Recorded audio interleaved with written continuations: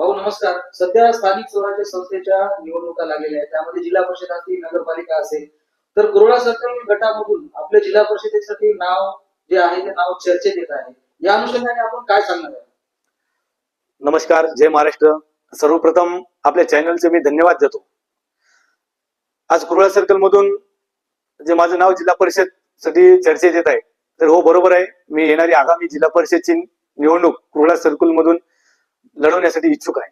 कोणत्या नेमकं पक्षाकडून निवडणूक लढवणार आहेत? आपल्याला काही राजकीय वारसा वगैरे काय आहे का?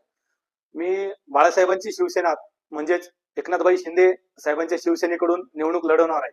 आणि मला कसल्याही प्रकारचा राजकीय वारसा नसून मी जे आज जनसामान्यात राहून जनसामान्याचे प्रश्न, शेतकऱ्यांचे, कष्टकऱ्यांचे, निराधारांचे, अपंगांचे, बेरोजगार तरुणांचे प्रश्न सोडत आलो, हाच माझा राजकीय वारसा आहे. भाऊ तुम्ही म्हणत आहेत की मला राजकीय वारसा तुम्हाला कसल्याच पद्धतीचा नाही.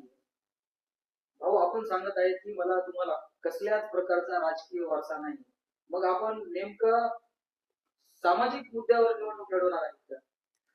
हो बिलकुल, मला कसल्याही प्रकारचा आजपर्यंत राजकीय वारसा नाही, या संबंध तालुक्याला माहित आहे.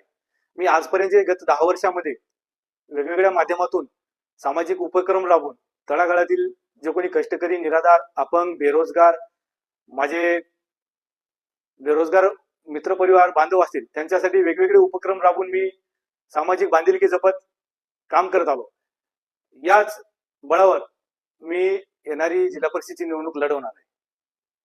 सामाजिक कार्य तर आपलं अत्यंत चांगल्या पद्धतीचं आहे, परंतु जे आता निवडणुकीत लागतं विकासाचं विजन, ते नेमकं विकासाचं विजन आपलं काय राहणार आहे? जेव्हा सामाजिक कार्याच्या माध्यमातून मी परिसरातील वेगवेगळ्या गावांमध्ये जात असतो, तेव्हा मला बऱ्याचशा गोष्टीची उणीव भासली.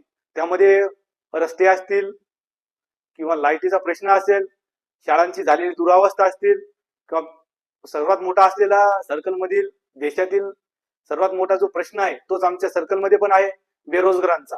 तर या सर्व मुद्द्यांवर मी येणारी राजकीय निवडणूक लढवणार आहे. भाऊ आमच्या चॅनलच्या माध्यमातून आपण कुरोळा सर्कल येथील मतदार बांधवांना काय आवाहन करणार आहे?